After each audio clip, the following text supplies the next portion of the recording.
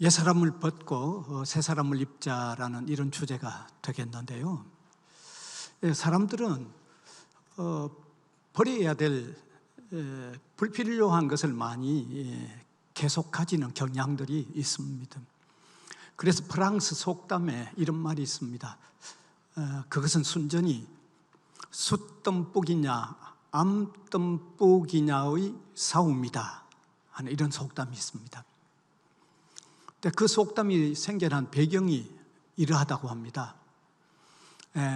프랑스의 한 가정이 이제 그 가정이 어떤 축일이 되면 뜸뿌기를 잡아서 아주 요리를 만들어 먹는 그런 전통이 있었다고 합니다.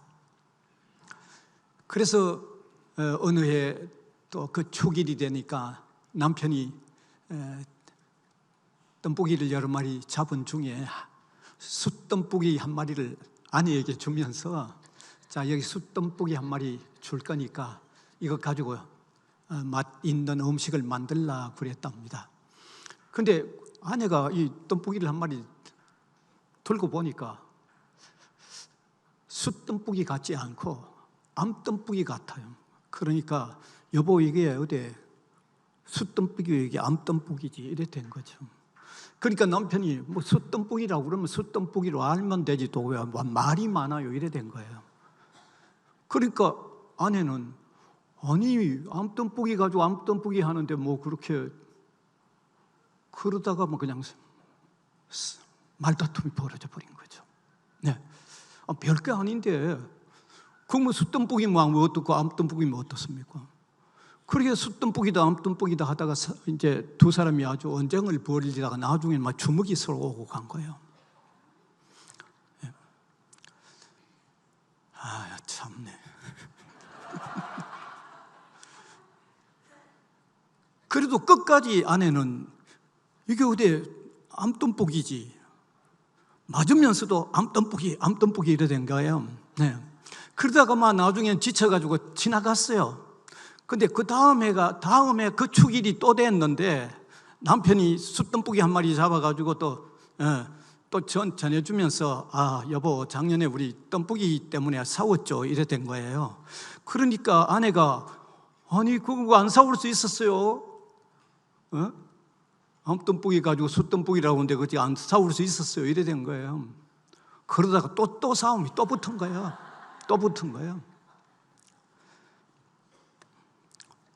그렇게 또 끝나지 않았어요. 그 다음에 됐는데 또 뜸뿌기 주니까 아이고 참 그 뜸뿌기 때문에 2년이나 싸웠는데 이래 된 거예요. 그러니까 아니 그 뜸뿌기 숯뜸뿌기가 아니고 암뜸뿌기인데 그럼 내가 가만히 있어야 되겠어요 이래가지고 또 싸운 거예요. 여러분 그거는 불필요한 거잖아요. 그건 뭐 그렇게 해마다 끌 필요가 없는 거죠. 그럼 빨리 벗어버리고 던져버려야 될 게 아니에요. 분명히 던져버리고 없애버려야 될 거죠. 예. 오늘 성경의 바울은요, 우리 그리스도인들로 하여금 옛사람은 벗어버리고 새 사람을 입으라는 말씀을 하고 있습니다. 분명히 오늘 22절에서 24절에 너희는 유혹의 욕심을 따라 썩어져가는 구습을 따르는 옛사람을 벗어버리고 오직 너희의 심령이 새롭게 되어 하나님을 따라 의와 진리와 거룩함으로 지으심을 받은 새 사람을 입으라. 우리 구원받은 신자가 정말 새롭게 되려고 하면 신앙생활에 방해가 되는 옛사람을 빨리 벗어버려야만 새 사람으로 성숙해 간다는 말씀을 하고 있는 겁니다. 자, 그러면 여기서 새 사람을 입기 위해서 먼저 벗어야 할 옛 사람은 어떤 요소가 우리가 벗어버려야 할 옛 사람일까요? 오늘 본문 22절에 보면 너희는 유혹의 욕심을 따라 썩어져가는 구습을 따르는 옛 사람을 벗어버리라고 그렇게 되어 있죠. 여기도 벗어버려야 할 내용이 하나 있지만 17절에서 19절에도 보면 벗어버려야 할 내용이 거기에도 또 세 가지가 들어있어요. 거기도. 그래서 정말 우리가 그리스도인으로서 성숙해가는 그리스도인이 되기 위해서 먼저 벗어버려야 할 내용이 무언가를 저와 함께 이 말씀을 중심으로 해서 나누자는 얘기입니다. 그러면 첫 번째는 이방인의 허망한 마음을 벗어버리라고 말씀하고 있습니다. 17절, 그러므로 내가 이것을 말하며 주 안에서 증언하노니 이제부터 너희는 이방인이 그 마음에 허망한 것을 행함같이 행하지 말라. 이방인의 그 마음에 허망한 것, 그거 우리가 가지고 있지 말고 우리는 빨리 벗어버리라는 겁니다. 여기 허망하다는 말은 제가 이제 헬라어 원어를 또 얘기 안 할게요. 여기 헬라어 원어 얘기할 필요가 있겠어요. 근데 그 뜻은 뭐냐면 빈, 공허한, 쓸모없는 그런 말입니다. 그런 빈, 공허한, 쓸모없는 그런 마음, 그게 이방인의 그 허망한 마음을 벗으라고 하니까 솔직히 말해서 우리가 예수 믿기 전에 가졌던 그 허망한 마음, 지금도 예수 믿지 않는 사람들이 가지고 있는 그 허망함, 그거는 예수 믿고 난 우리로서는 빨리 벗어버리라는 거예요. 그걸 얘기하는 거예요. 빨리 벗으라는 겁니다. 그래서 유명한 신학자인 윌리엄 핸드릭슨이라는 사람은요, 여기 이방인의 허망한 마음을 벗으라고 하는 내용을 이렇게 해석하고 있습니다. 과거 불신자였을 때의 삶의 가치관이든지 사고방식을 벗어버리고 현재 우리의 주변에 있는 악한 상황들을 벗어버리라는 거죠. 그렇게 해석을 하고 있어요. 그래서 여기 불신자들이 가지고 있는 이 허망한 마음을 신자가 된 우리는 벗어버려야 할 옛사람으로서 빨리 벗으라고 하는 이 말씀 속에는요, 우리가 두 가지 중요한 것을 깨달을 수 있습니다. 하나는 오늘날 우리도 과거에 불신자였을 때도 우리가 그랬지만 오늘날 불신자들이 가지고 있는 삶의 사고방식이든지 가치관, 그걸 빨리 우리가 파악하라는 거예요. 그것을 우리는 가치 있게 보지 않는 눈을 빨리 가져야 된다, 그 말입니다. 알겠어요? 다시 말하면 이방인들이 살아가는 삶의 방식, 어떤 삶의 목적이든지 삶의 방향이든지 삶의 의미 없이 살아가는 그 삶을, 그걸 허무하게 여기라는 겁니다. 허망하게 여기라는 겁니다. 그걸 허망하게 여기라는 겁니다. 그 사람들이 어떻게 화려하게 보이고 얼마나 잘 나가게 보이고 얼마나 정말 도도하게 보이든지 간에 오늘 예수 믿는 우리는, 그들은 삶의 목적도 없고 삶의 방향도 없고 삶의 가치도 없는 그것을 우리는 빨리 허망하게 보라는 그 말입니다. 우리마저도 그걸 가치 있게 보면은 안 된다, 그 말입니다. 그걸 여기서 말하는 거예요. 그 다음에 두 번째로 여기서 우리에게 말씀해주고 있는 내용은, 우리가 신앙을 가지기만 하면 그 자연적으로 이방인들의 가치 없는 삶, 목적 없는 삶, 방향 없는 삶이 우리가 신앙만 가지면 자연적으로 그게 허망하게 보이지 않는다는 것을 의미하고 있는 겁니다. 여러분, 우리가 신앙만 가지면 이방인들은 삶의 방향도 없고 삶의 목적도 없고 삶의 의미도 없구나, 참 저 사람들이 허망하구나, 우리가 신앙만 가지면 그렇게 보여지면 얼마나 좋겠어요. 그게 아니라는 겁니다. 신앙만 가진다고 그게 그렇게 보이는 게 아니라는 거예요. 그러니까 바울이 에베소 교회의 성도들에게 이 부탁을 하고 있는 거죠. 만일 신앙만 가지면 이방인은 허무하게 살고 있다, 그들이 아무리 화려하게 보이고 치장하고 권세 있고 도도하게 나오더라도 그들은 허망하다. 우리가 신앙만 가지면 그렇게 보이면 우리한테 이 말 할 필요가 없죠. 에베소 교회의 성도들에게 바울이 그렇게 말할 필요가 없죠. 그 자연적으로 그래 되어버리면, 허망하게 보이도록 되어버리면 왜 이 부탁을 할까요? 우리가 신앙을 가져도 아직도 우리 속에는 자칫하면 예수 없는 사람들이 잘 나가는 그 모습, 그 화려한 그 모습, 그게 뭐라고 그럴까요? 부러워 보일 수 있는 마음이 우리 속에는 아직도 남아 있을 수 있고, 때때로 그렇게 보일 수도 있다는 거예요.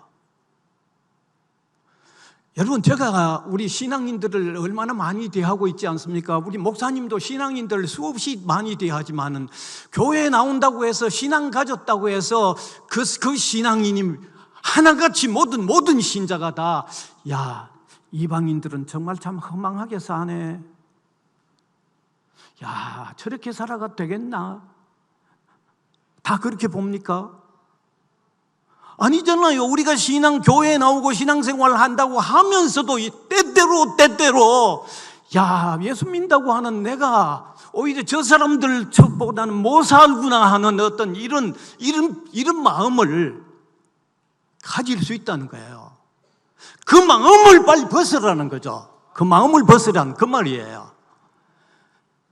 여러분 한번 생각해 봅시다. 신자가 신앙생활을 하면서 늘 밖에 화려하게, 불신자가 목적 없이 살고 방향 없이 살고 의미 없이 사는데 외형적으로 화려하는 그 모습만 보면, 야, 저 사람이 복받은 사람처럼 보이는 그 마음 가지고 있다고 하면, 그 마음 못 벗어버린다고 하면 어떤 일이 생길까요? 내가 신앙생활에 깊이 들어가겠어요? 제가 이 물어봐야 됩니까?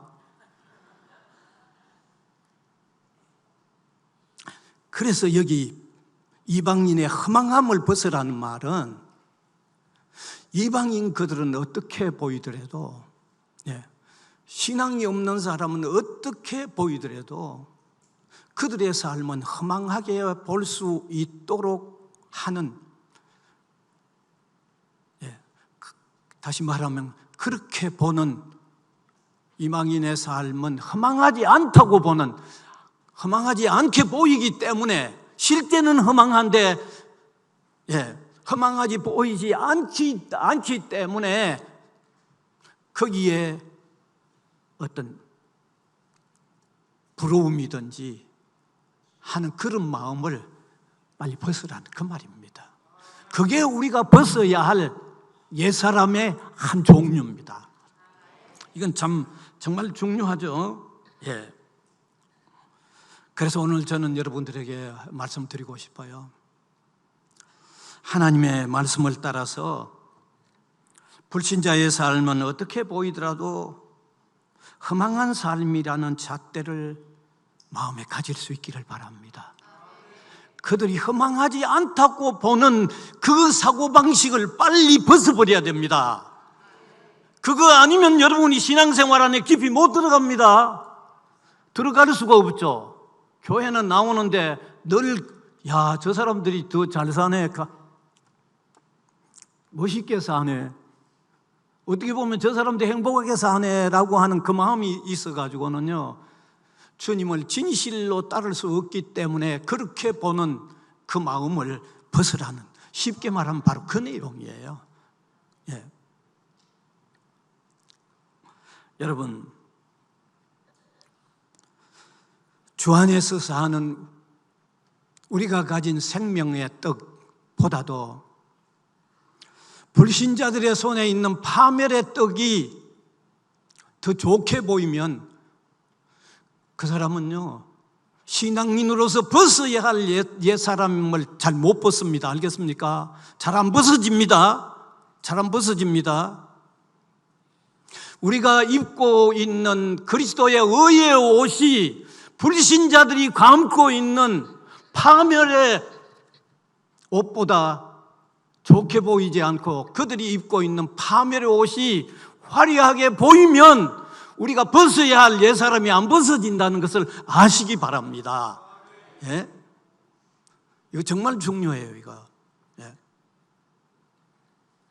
저는 오늘날 우리 교회의 성도들을 보면서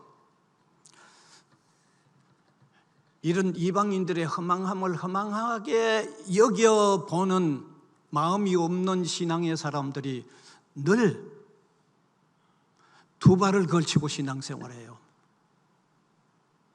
교회도 한 발 걸치고 있고 세상도 한 발 걸치고 있어요. 그거 잘 안 벗어집니다. 예, 그는 이미 가치관 속에 자기가 둘을 다 동일하게 중요하게 여기고 있는 한은 그게 잘 안 벗어져요. 참 안타깝죠. 예. 그래서 첫 번째는 이방인들은 여러분 어떻게 보이든지 그들은 허망하다고 하는 그 관점에서 보는 관심들을 가져야 돼요. 그들이 허망하지 않다고 보는 눈은 빨리 내던져버리기 바랍니다. 벗어버리길 바랍니다. 예, 바로 그걸 부탁하고 있는 게 우리가 벗어야 할 첫 번째 사람입니다. 그 다음에 두 번째 벗어버려야 할 사람은 옛사람은 무지로 굳어진 마음을 내던져 버려야 됩니다. 그게 우리가 벗어야 할 두 번째입니다. 오늘 18절의 말씀 보면 18절 말씀 그들의 총명이 어두워지고 그들 가운데 있는 무지함과 그들의 마음이 굳어짐으로 말미암아 하나님의 생명에서 떠나 있도다. 예, 여러분 사람이요 무지한 마음은 어떤 면에서도 좋지 않습니다. 어떤 면에서든지 무지한 것은 좋지 않습니다. 왜냐하면 무지하다는 것은 힘이 없다는 말입니다. 우리가 안다는 게 그게 바로 힘입니다. 그런데 알지 못한다는 말은 힘이 없는 거예요. 예. 또 이렇게 무지한 마음이라도 점점 계속해서 깨우쳐 나가면 관계없습니다. 아무리 무지하더라도 제가 계속해서 깨우쳐 나가면 그 무지함이 사라집니다. 그런데 무지한 것도 나쁘지만 더 나쁜 것은 무지함이 계속해서 굳어져 가는 것은 더 나쁜 거죠. 그건 더 어떻게 해볼 수가 없잖아요. 제가 아는 어떤 목사님이 이런 이야기를 해서 상당히 웃은 적이 있습니다. 자기는 참 무지하다고 그래요. 그러면서 무지한 것을 자기를 솔직하게 표현해가지고 나는 돌머리다 이러더라고요. 왜 하필이면 돌머리라고 그러는지. 그래서 돌머리 깨우치는 일이 훨씬 어렵다는 거죠. 웬만히 공부해가는 그게 잘 안 들어가더라는 얘기죠. 그래서 자기는 미리 돌머리인 줄 알기 때문에 죽기 아니면 살기식으로 하니까 돌머리가 새겨지는데 돌에 새겨지는 건 더 안 잊어지더라는 거죠. 아주 웃기는 얘기를 하더라고요. 예. 이건 무슨 얘기입니까? 예.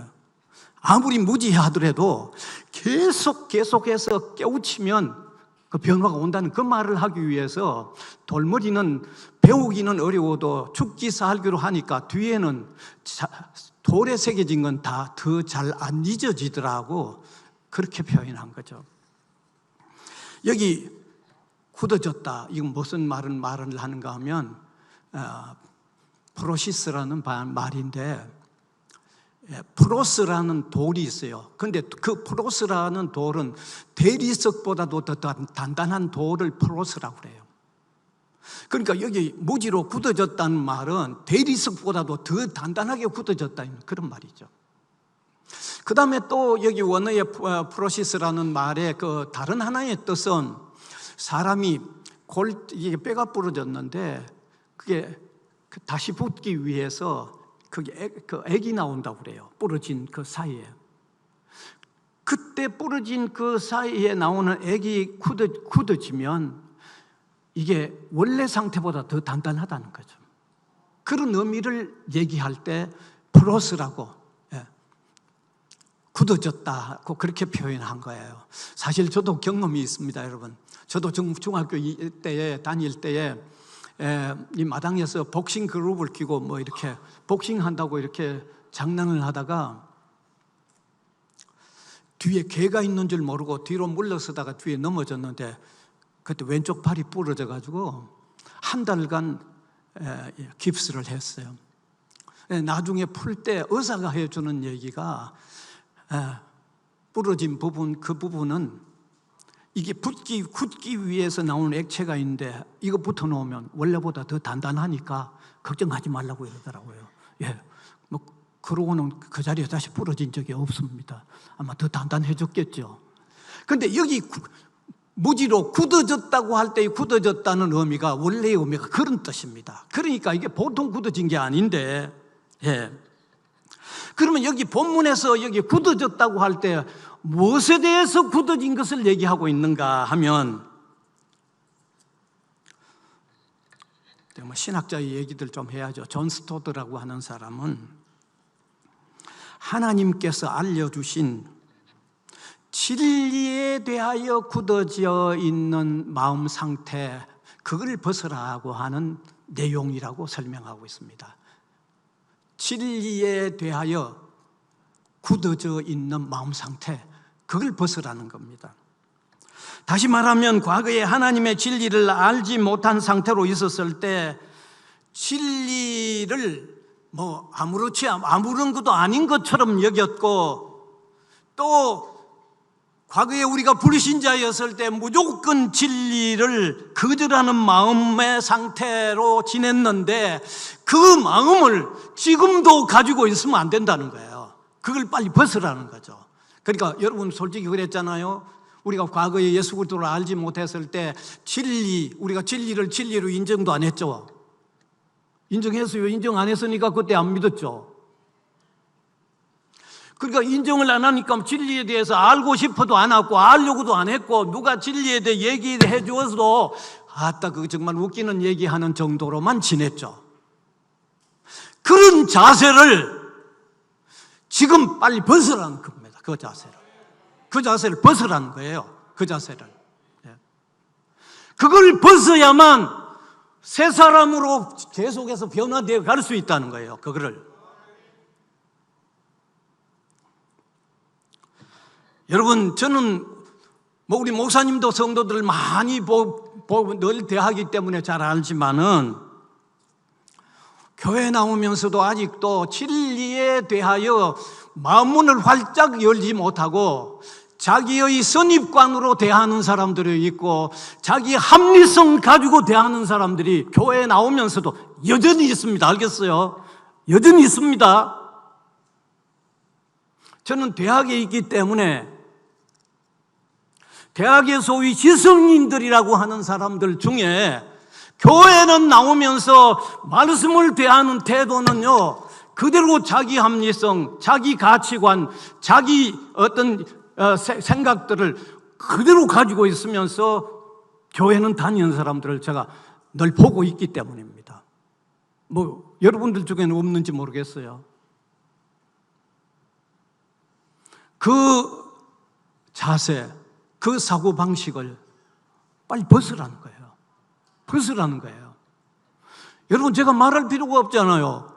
교회에 나오면서 아직도 하나님의 말씀을 대하는 태도가 자기의 사고방식이나 자기의 합리성 가지고 취사 선택을 하거나 그런 상태로 교회에 나오거나 신앙생활을 한다고 하면 그 사람이 어느 정도로 변해가고 신앙인으로서 얼마나 성숙해 가는지 여러분 한번 상상해 보세요. 그게 될 일인지 안 될 일인지. 답을 안 하시면 나도 내려갈래요. 그게 될 일이 없잖아요.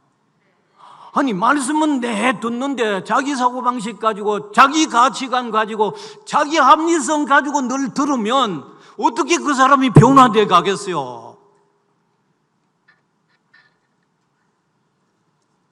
참 보통 문제가 아닙니다, 이게.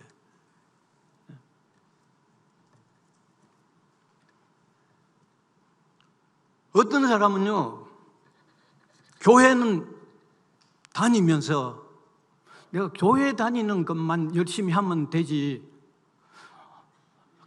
말씀을 깊이 알고 이게 그렇게 필요하나 이런 생각을 하고 그냥 다니는 사람이 있어요. 그 사람은 아직도 진리에 대한 어떤 자세가 완전히 열려 있는 게 아니죠. 아직도 자기 생각 가지고 말씀을 대하고 있는, 버려야 할 옛사람의 부분을 아직도 가지고 있는 거죠. 틀림없이 가지고 있는 거죠. 참 이런 점은 참 안타까운 점이에요. 정말 안타까운 거예요. 그런데 우리가 말씀을 대하는 불신자였을 때의 어떤 진리를 대하는 마음의 자세를 정말 벗어버리고 말씀을 순수하게 받아들이면 여러분, 여기 변화가 시작이 되는 겁니다. 여기 성숙이 이루어지는 겁니다. 하나님의 말씀은 약효가 정확한 약과 같아서 정말 말씀을 액면 그대로 받아들여 순종하는 삶이 이루어지면 그 삶은 바꾸어지도록 돼 있는 겁니다, 여러분. 바꾸어지도록 돼 있는 겁니다, 여러분.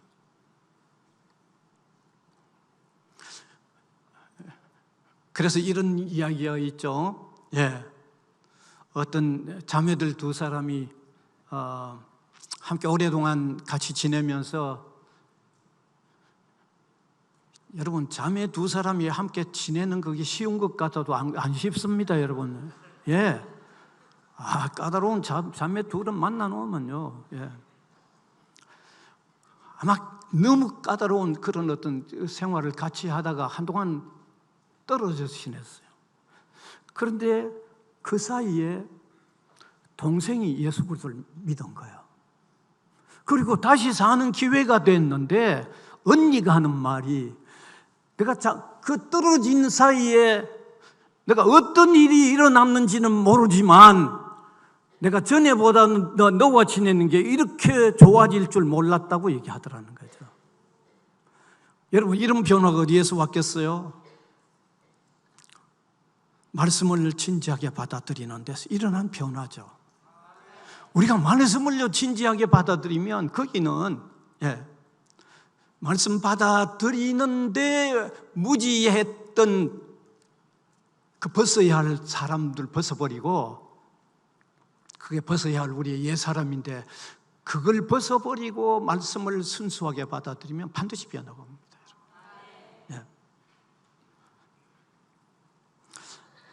아프리카의 한 아프리카의 한 원주민이 성경 말씀은 사람을 변화시킨다는 사실을 깨달았어요. 그래서 그 마을에 있는 모페트 선교사님을 찾아가서 이런 말을 했다고 하죠. 선교사님, 이게 참 보통 일이 아닙니다. 저희 집에 사냥개가 한 마리 있었는데 그 사냥개가 성경책 2페이지를 뜯어먹었다는 거죠. 그러면서 우리 사냥개는 이제 아무 쓸모가 없어졌다고 이러더랍니다.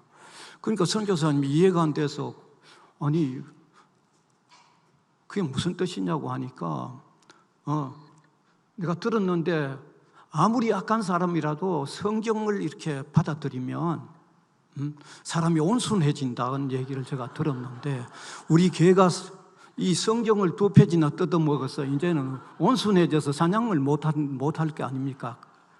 여러분, 어떻게 보면 상당히 풍자적인 이야기일 수 있고, 하나님의 말씀을 받아들인다고 할 때 너무 단순하게 받아들인 이해를 한 면은 있지만, 그래도 그 의미 속에 성경을 진실로 받아들인다고 하면 사람 변한다고 하는 그런 고백은 여기 들어있는 거죠.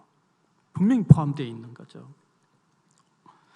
그래서 오늘 저와 여러분, 우리가 교회에 나온다고 해가지고 이거 그냥 벗어진 게 아닙니다. 알겠어요? 아직도 말씀을 대하는 옛사람의 자세가 우리에게 남아있을 수 있습니다. 우리 합리성 가지고 말씀 듣고, 우리 목회자들이 어떻게 전하든지 자기가 들을 때는 자기 합리성, 자기 기준에 맞추어서 받을 건 받고 받지 않을 건 받지 않는 이런 어떤 무지로 굳어진 이 마음은 여러분 벗으시길 바랍니다. 이걸 벗으셔야만 여러분 성숙해가는 그리스도인으로 바뀔 수 있습니다. 이거 되지 않으면 더 깊이 나가지를 못합니다. 잘 바뀌지 않습니다, 여러분. 그래서 두 번째 벗어야 할 것은 바로 말씀에 대하여 굳어져 있는, 무지의 상태로 굳어져 있는 자세를 바꾸라는 내용이 오늘 이 성경의 말씀임을 깨달으시길 바랍니다. 예. 그 다음에 세 번째 여기서 벗어버리라고 하는 옛사람은 더러운 욕심에 마비된 삶을 벗어버리라는 겁니다. 더러운 욕심에 마비된 삶을 버리라는 겁니다. 19절에 말씀하고 있습니다. 19절에 보면 그들이 감각 없는 자가 되어 자신을 방탕에 방임하여 모든 더러운 것을 욕심으로 행하되라고 하는 말씀이 있습니다. 19절, 여러분 변화를 위하여 벗어버려야 할 아주 중요한 한 가지는 불필요한 악한 욕심을 버려야 됩니다. 신자가 더러운 욕심에 마비되는 현상에 빠져버리면 이것은 치명적인 현상입니다. 치명적입니다. 그리스도를 닮아가는 삶을 총체적으로 방해하는 요소가 됩니다. 더러운 욕심에 마비되어져 버리면 두 가지 현상이 나타나는데, 수단과 방법을 가리지 않고 모든 악한 방법을 동원해서 갈취하려고 합니다. 취할 모든 것을 취하려고 하죠. 그게 앞에 더러운 게 붙었으니까 수단과 방법 가리지 않고 모든 것을 취하려고 하는 거죠. 그것만도 부정적으로 엄청나게 나쁜 거죠. 그런데 그런 삶을 살면 자동적으로 그리스도인이 베풀어야 하는 베푸는 삶은 완전히 차단되는 거죠. 양질로 그리스도는 완전 버려놓는 거죠. 예. 악한 방법으로 취하는 것 때문에 그 사람 버리고, 그리스도인으로서 베풀어야 하는 것을 완전히 총체적으로 막아버리니까 그 사람은 그리스도인으로서 성숙함이 이루어질 수 없는 거죠. 그건 뭐 불가능하죠. 그래서 그리스도인이 욕심에 마비되어져 버리면 신자로서 행해야 한 모든 덕행을 다 막아버리는 겁니다. 모든 덕행을 다 막아버립니다. 사랑을 베푸는 삶이 완전히 막혀집니다. 겸손해지는 삶도 막힙니다. 빛과 소금의 역할을 제대로 할 수 없도록 다 막아버립니다. 주님을 위하여 제대로 헌신하는 삶도 다 막아버립니다. 여러분, 악한 욕심이 작용하면 뭐 주님을 위해서 헌신하는 삶이 어디서 나오겠습니까? 완전히 차단되죠. 완전히 막혀버리죠. 뿐만 아니라 욕심에 사로잡혀 있는 그 자신의 마음은 기쁨도 감사도 즐거움도 없죠. 욕심은 끝이 없습니다. 욕심은 만족함이 없습니다. 그러니까 현재의 상태에서 감사와 기쁨과 즐거움이란 표현될 수가 없는 거죠. 뿐만 아니라 욕심에 사로잡혀 버리면 갈라디아서 5장 22절에서 23절이 말하고 있는 성령의 9가지 열매, 제가 하나하나 불러드릴까요? 사랑, 희락, 화평, 오래 참음, 자비, 양선, 충성, 온유, 절제. 이 열매를 어느 것도 하나 맺을 수가 없습니다. 왜냐하면 욕심을 따라 하는 사는 행위는 여기서 말한 9가지와는 완전히 다 반대가 되기 때문입니다. 우리 그리스도인들이 제대로 성숙해 가는 그리스도인이 되려고 하면 적어도 성령의 열매 9가지를 여러분 하나씩 이루어 가야 성숙되어지는데, 욕심에 사로잡혀 있으면 이 9가지가 완전 차단되기 때문에 그리스도인으로서 성숙될 수가 없는 겁니다. 여러분, 성숙되겠어요?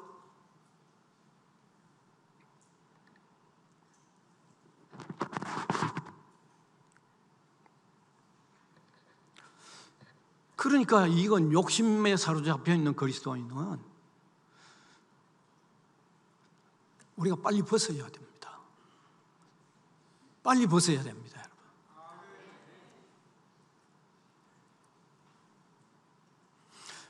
욕심은요, 정말 조그만 별것 아닌 것 같지만 이건 우리의 삶에, 그리스도인의 삶에 너무 큰 손실을 줍니다.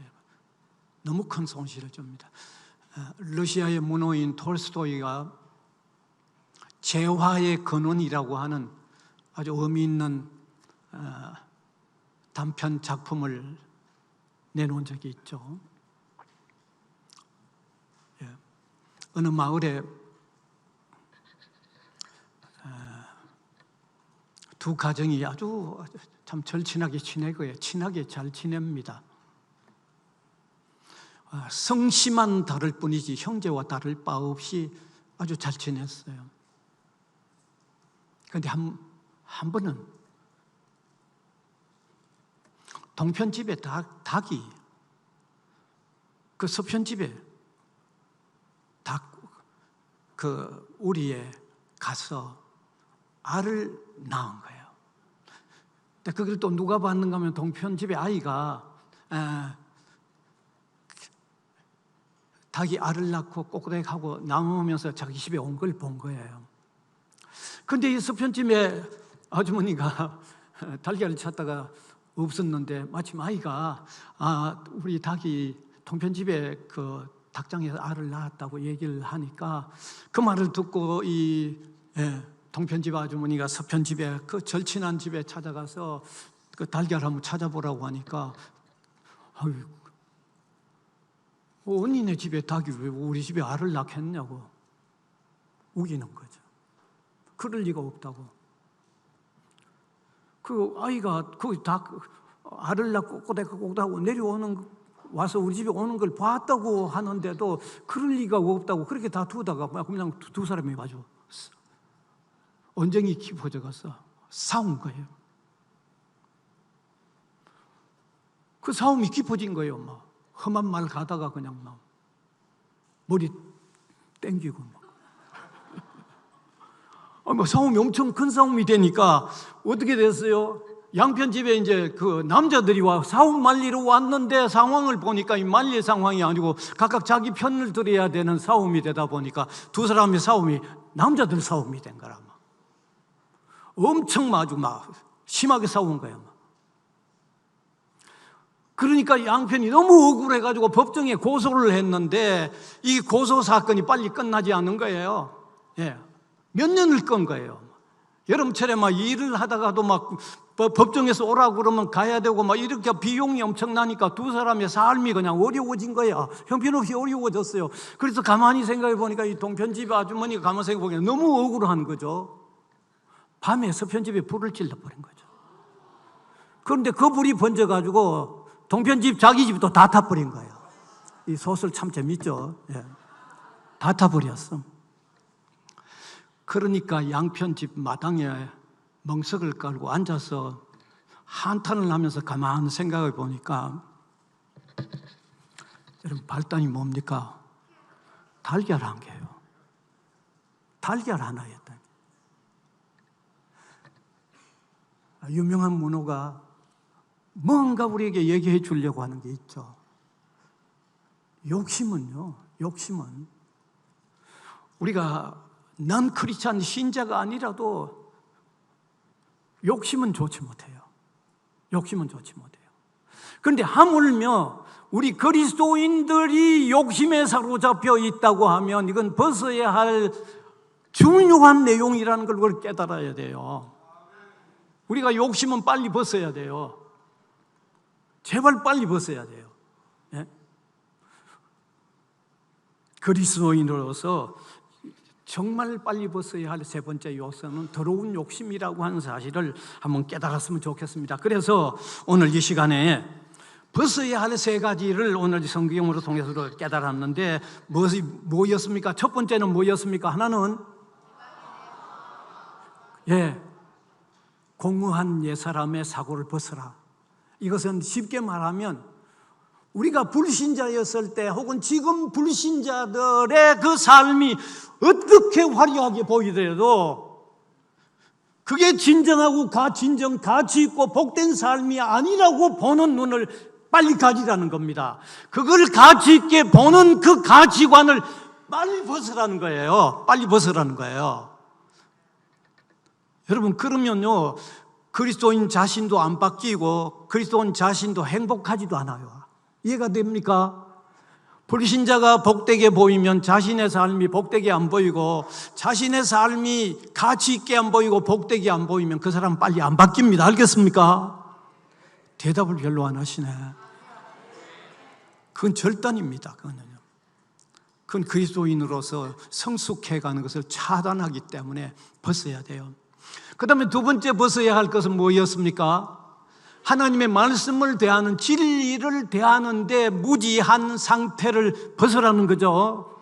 예, 우리가 말씀 듣는 어떤 자세, 말씀을 받아들일 어떤 사고방식, 불신자였을 때의 요소들을 벗으시기를 바랍니다. 빨리 벗으시기를 바랍니다, 여러분. 그래야만 말씀이 주는 능력으로 그가 변화되어가는, 성숙해간 그리스도인이 될 수 있기 때문입니다. 그 다음에 세 번째는 헛된 욕심, 악한 욕심을 벗어야 되는 거죠. 예, 우리 그리스도인은요, 베푸는 삶을 살아서 변화되어 가야 돼요. 악한 욕심을 버리시길 바랍니다. 자, 그러면 이제 이어서 크게 두 번째, 새 사람을 입으라고 되어 있는데, 여러분, 우리가 새 옷을 입기 위해서 헌 옷을 벗어버리면 반드시 새 옷을 입어야죠. 새 옷 입겠다고 헌 옷 벗어놓고 새 옷 안 입으면 헌 옷 벗어야 할 이유가 없습니다. 알겠어요? 그러니까 오늘 여기 본문 22절에서 24절에 보면 헌 옷은 벗고 새 옷은 입어야 하는 이 두 개의 관계를 우리 그리스도인이 옛사람은 버리고 새 사람은 입으라고 그렇게 표현하고 있는 것입니다. 이 삶은, 옛사람은 버리고 새 사람을 입는 이 두 관계의 삶은 반드시 서로가 서로 다 같이 필요하기 때문에 핸드릭슨은 이런 말을 했어요. 가위의 한쪽 날만으로는 못 선다, 그렇게 했죠. 가위가 두 개 이렇게 돼 있는데 한쪽 가지고 못 선다는 말은 벗는 것하고 새 거 입는 거는 반드시 한 짝이 돼서 반드시 같이 가야 된다, 그 말입니다. 그 다음에 유명한 렌스키라는 사람은, 학자는 옛사람은 벗고 새 사람을 입는 곳 어느 곳이나 상대방 없이는 불가능하다. 그러니까 벗고, 옛사람은 벗고 새 사람을 입는 것은 반드시 같이 이루어져야 된다는 거죠. 벗어놓고 새 사람을 안 입으면 안 된다는 말입니다. 자, 그러면 여기 바울이 말할 때 새 사람을 입으라고 할 때 이 새 사람은 무엇을 말하는가? 새 사람을 입으라고 할 때 새 사람은, 바울은 새 사람을 입어야 할 새 사람의 내용이 무언가를 얘기하기 전에 신자가 되었으면 새 사람은 반드시 입어야 하는 당위성, 반드시 입어야 되는 당위성을 먼저 말하고 있습니다. 그게 20절에서 21절입니다. 오늘 읽은 본문, 거기 보면, 오직 너희는 그리스도를 그같이 배우지 아니하였느니라. 진리가 예수 안에 있는 것 같이 너희가 참으로 그에게서 듣고 또한 그 안에서 가르침을 받았을진데, 이렇게 말하죠. 신자가 새 사람을 반드시 입어야 된다는 당위성을 말하고 있는데, 오직 너희는 그리스도를 그같이 배우지 아니하였느니라. 이 말은 옛사람을 입고 있는 신자들에게 도대체 예수님을 어떻게 배웠길래 아직도 옛사람 못 벗고 있느냐 하는 책망을 하고 있는 겁니다. 그 말은 다르게 말하면, 신자이면 옛사람은 빨리 벗고 새 사람은 반드시 입어야 된다는 말을 강력하게 하고 있는 거죠. 그 다음에 계속해서 진리가 예수 안에 있는 것 같이 너희가 참으로 그에게서 듣고 또한 그 안에서 가르치심을 받았을진데, 찐대라는 말은 예수님을 제대로 배웠다면 당연히 옛 사람은 벗고 새 사람은 입어야 하는 것 아니냐 하는 강한 추궁을 하고 있는 겁니다. 그런데 여기 진리가 예수님 안에 있는 것 같이라는 말씀, 이 말씀을 우리가 유의해야 돼요. 진리가 예수님 안에 있는 것 같이라는 이 말씀은 제가 아주 세밀히 설명을 좀 해야 됩니다. 이 말은 너희가 과연 예수님의 말씀을 듣고 가르침을 받되 가르쳐지는 그 말씀이 예수님의 마음에 있었던 것 같이 받아들였다면 어찌 옛 사람은 벗고 새 사람을 안 입을 수 있겠느냐 그 말입니다. 여러분, 예수님이 우리에게 뭘 말씀하신다면 그 내용은 얼마나 명확하지 않을까요? 우리 설교자보다도 예수님이 뭔가 마음에 있는 말을 하신다면 그 말은 정말 명료할 거예요. 그 말은 정말 강할 거예요. 그 말씀은 정말 진지할 거예요. 그 말씀은 정말 간절할 거예요. 말씀이 그렇게 들려지고 배워졌다고 하면 옛 사람을 못 버리고 그대로 있을 수 있겠느냐? 새 사람을 입지 못한 채 그대로 있을 수 있겠느냐? 그 말입니다. 다시 말씀드리면 우리에게 들려지고 가르쳐지는 말씀이 예수님의 마음에 있었던 것처럼 우리에게 들려지고 우리에게 가르쳐진다고 하면 어찌 안 바뀌겠느냐 그 말입니다. 이 말은 정말 중요합니다. 여기서 우리가 아주 중요한 거 하나 깨달아야 돼요. 신자가 새 사람을 입어야 하는 당위성, 반드시 새 사람을 입어 가야 하는 이 당위성과 관련해서 먼저 설교자의 중요성과 성도들이 말씀을 듣는 자세의 중요성을 깨달아야 돼요. 설교자는 반드시 어떤 본문을 얘기할 때 예수님의 마음에 있었던 그 내용이 전달되도록 해야 된다 그 말입니다. 저는 오늘 이거 한국 강단에 한번 이 얘기를 강력하게 말하고 싶어요.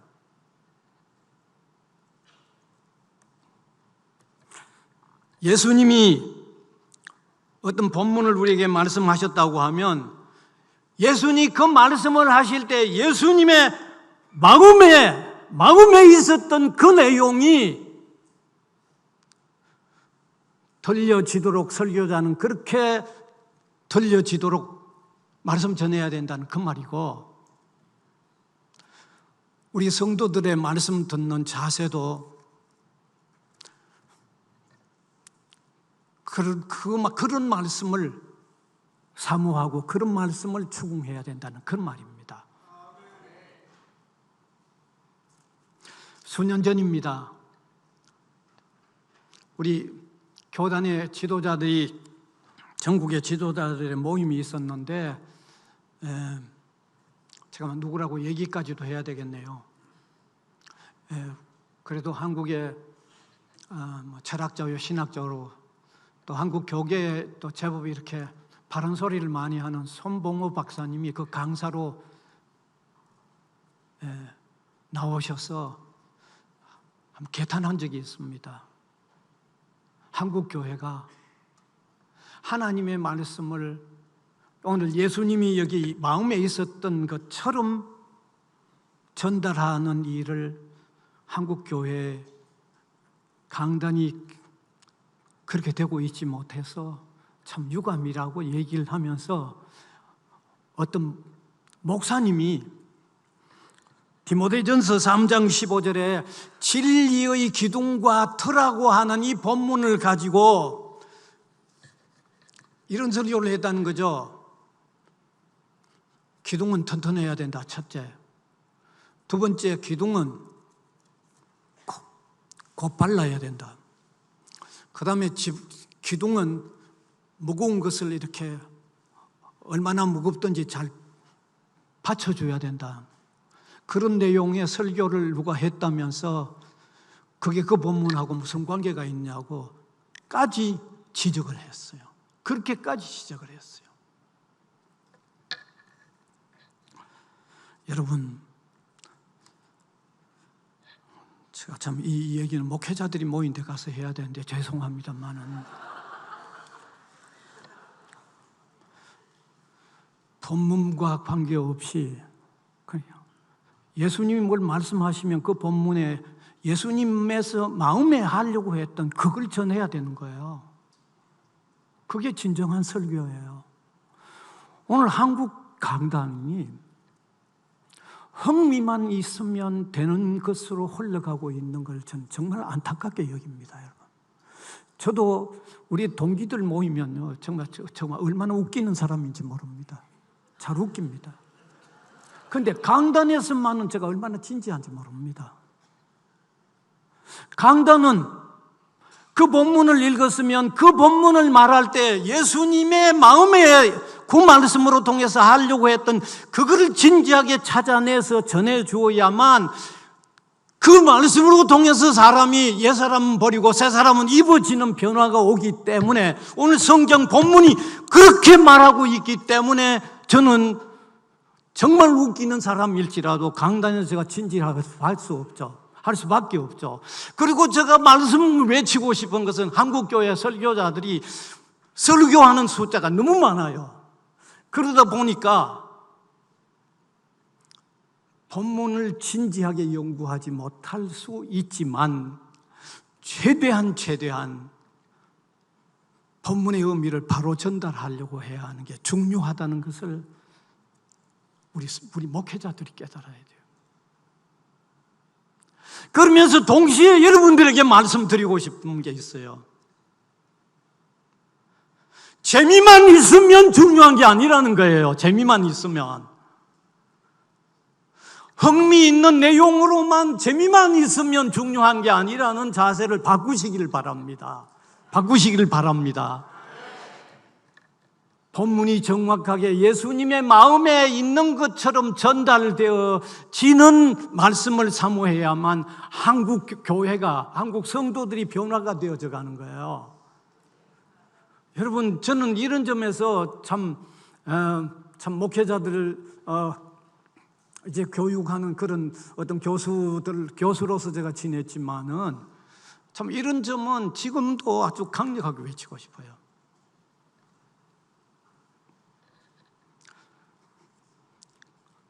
자, 그렇게 예수님의 어떤 말씀을 하실 때 마음에 하시려고 하셨던 그게 전달되어지는 여기에 옛사람은 벗어버리고 새사람이 있는 역사가 일어나는데 바울은 이어서 그러면 어떻게 새사람을, 어떤 내용의 새사람을 입어가야 되는가를 말씀하고 있는데 그 두 가지만 간단히 얘기하고 마무리할게요. 네. 첫째는 심령이 새롭게 된 토대에서 새로운 삶을 살아가도록 말씀하고 있습니다. 심령이 새롭게 된 상태에서 새 삶을 살도록 23절 말씀 보면 오직 너희의 심령이 새롭게 되어 그렇게 되어 있습니다. 심령이 새롭게 되어야 됩니다. 여기 새롭게 하여가 아니고 새롭게 되어라고 되어 있습니다. 영어로는 be renewed, 수동태로 되어 있습니다. 수동태. 이것은 내가 내 심령을 새롭게 하는 게 아니라는 겁니다. 내가 내 심령을 새롭게 하면 새롭게 하여 이렇게 되어야 있는데 여기 새롭게 되어라고 했습니다. 되어는 수동태죠. 내가 하는 게 아니라는 겁니다. 누가 나를 되게 해준다는 겁니다. 누가 되게 해줍니까? 성령께서 되게 해주시는 겁니다. 성령께서 되게 해주십니다. 예. 그래서 성령께서 거듭나게 해 주실 때 그때 새롭게 살 수 있는 내적 변화가 일어난다는 겁니다. 예. 여러분, 사람이요, 내적인 변화가 안 되고는 밖에서 아무리 노력해도 제대로 안 됩니다. 아시죠? 그건 잘 아시죠? 예를 들어서 어떤 사람이 머리가 희다고 염색을 하는데 그게 안에서 변화가 아니고 밖에 색칠을 하는 변화이기 때문에 얼마 지나면 반드시 흰 거 나옵니다. 알겠어요? 예, 저도 칠했어요. 예. 예, 얼마 있으면 나옵니다. 벌써 조금 나왔습니다. 반드시 나옵니다. 성령으로 안 바꿔주면 안 됩니다. 알겠어요? 기본은 성령으로 바꿔줘야 됩니다. 제가 초등학교 다닐 때 그때는 그 시골에 초등학교 간에 축구대회가 있었어요. 예. 지금 초등학교죠. 그때는 국민학교죠. 외국에는 프라이머리 스쿨이라고 그러는데 그 초등학교에 제가 어렸을 때니까 얼마나 오래전입니까? 그러면 축구 선수들이 되게 이제 유니폼이 없으니까 광목으로 이렇게 만들어 가지고 염색을 하거든요. 그때 뭐 염색을 뭐 집에 제대로 합니까? 그냥 대충 해놓으니까 축구하는데 햇빛이 쨍쨍 쬐면 관계없어요. 어쩌다가 비 오면 물이 빠져 가지고 축구 선수가 다 완전히 시커멓게 돼 가지고 뭐 축구 보는 게 재미가 아니고 아주 시커먼 축구 선수 뛰다니는 그게 재미더라고요. 얼마나 웃었는지 모릅니다. 그게 근본적으로 검은 천 같으면 안 바뀌지만 그때 물들이는 건 바뀝니다. 제가 왜 이를 강조합니까? 내면적인 변화가 그게 본질이라는 겁니다. 그 내면적인 본질은 내가 하는 게 아니고 성령께서 하신다는 거죠. 예. 그래서 오늘 본문에 보면 여기 뭐라고 되어 있는가 하면 오직 너희의 심령이 새롭게 되어, 심령이 근본적으로 바뀌는 것은 되어라고 해놓고 하나님을 따라 의와 진리의 거룩함을 지으심을 받은 새 사람을 입으라. 참 재밌는 표현이죠.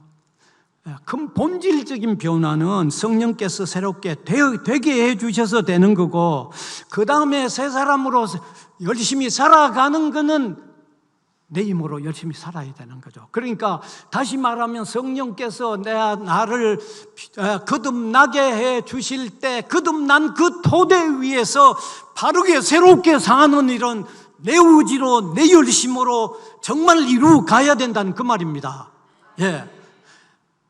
거듭나고 근본적인 변화는 내가 못하고 성령께서 해주시지만 그 변화의 토대 위에서 새롭게 사는 것은 내가 열심히 제대로 살아야 된다는 그 말씀입니다. 그래서 오늘 여기 새 사람을 입으라는 말은 바로 성령께서 우리를 거듭나게 해주신 그 토대 위에서 바르게 새롭게 사는 일은 내 책임이라는 거죠. 내가 열심히 살아야 된다는 거예요. 내가 최선을 다해야 된다는 거예요.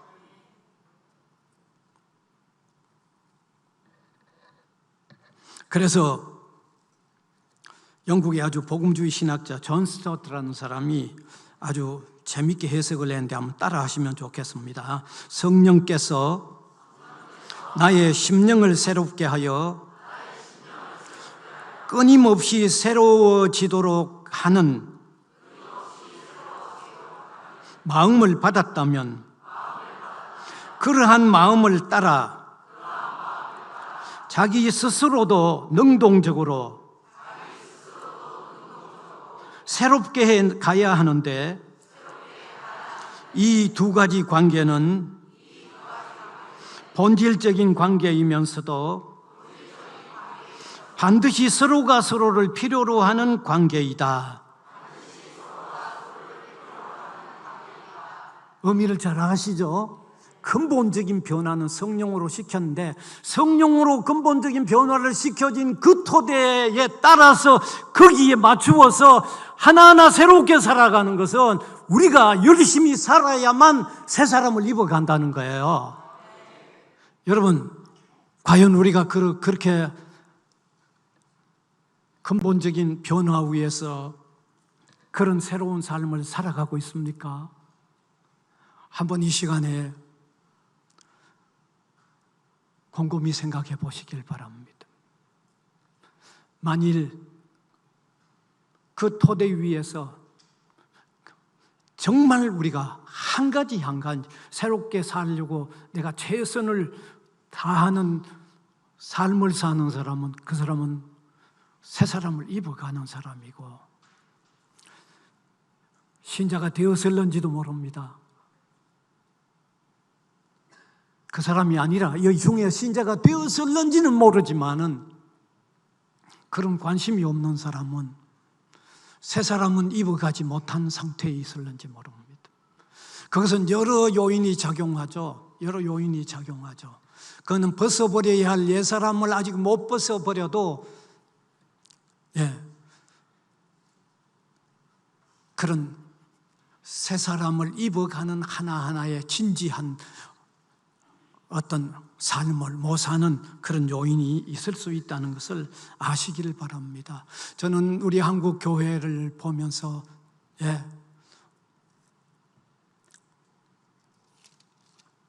정말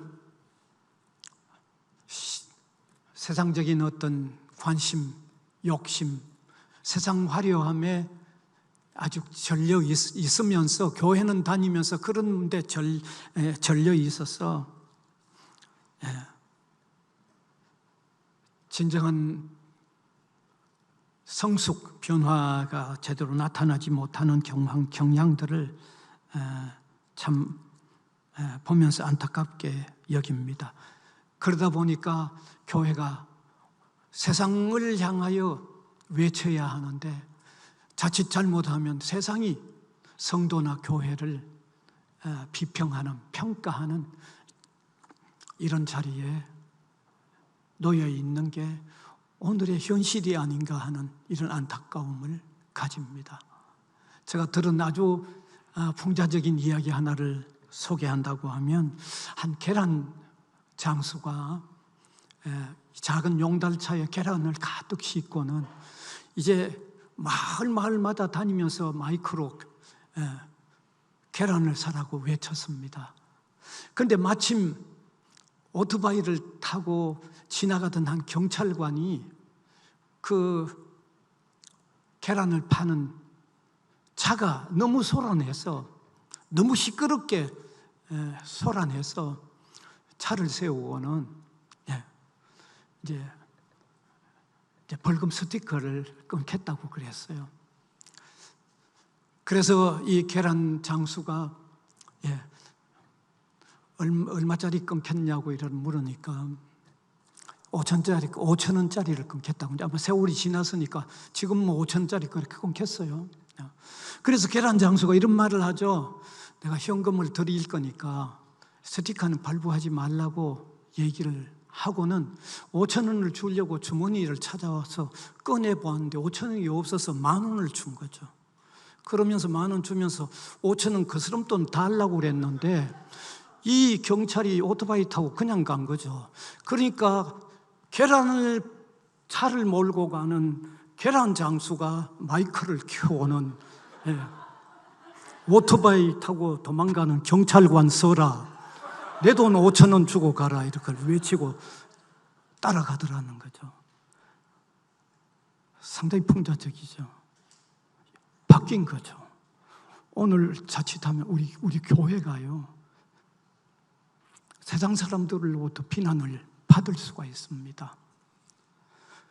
시간이 많이 갔기 때문에 제가 여기서 멈추려고 하는데, 우리가 성령으로 우리를 기본적으로 거듭나게 해주셨으면 그 토대 위에 우리가 정말 새롭게 살기 위해서 한 가지 정말 투쟁을 해야 됩니다. 열심을 다해야 돼요. 오늘 우리 성도들의 삶에 자칫 잘못하면 축복을 받겠다고 하는 관심은 대단한데, 내가 하나님 앞에서 변화되어 새롭게 되어가는 이 관심들은 약한 것 같아서 안타까워요. 정말 우리가 제대로 되려고 하면 하나님의 마음에 들도록 우리가 바꾸어져 가는 게 더 중요하다는 것을 깨달으시길 바랍니다. 그래서 오늘 이 성경은 옛사람은 벗어버리고 새 사람을 입으라고 말씀하고 있는 것을 깨달으시길 바랍니다. 예. 다른 무엇보다도 오늘 우리 그리스도인들이 옛사람은 벗고 새 사람을 입는 게 더 중요하다는 사실을 한번 깊이 깨달았으면 좋겠습니다. 예. 축복을 받겠다고 하는 다른 관심보다도 하나님의 마음에 드는 그리스도인으로 성숙해 가는 게 더 중요하다는 것을 오늘 이 시간에 우리 마음에 한번 깊이 새기고 옛사람은 하나하나 벗어나가고 새 사람은 하나하나 입어가는 주님이 보실 때 마음에 드는 그리스도인으로서 변화되어져 가는 이런 삶을 사는 저와 여러분 우리 성도들이 되실 수 있기를 간절히 바랍니다. 네, 말씀 마무리하겠습니다.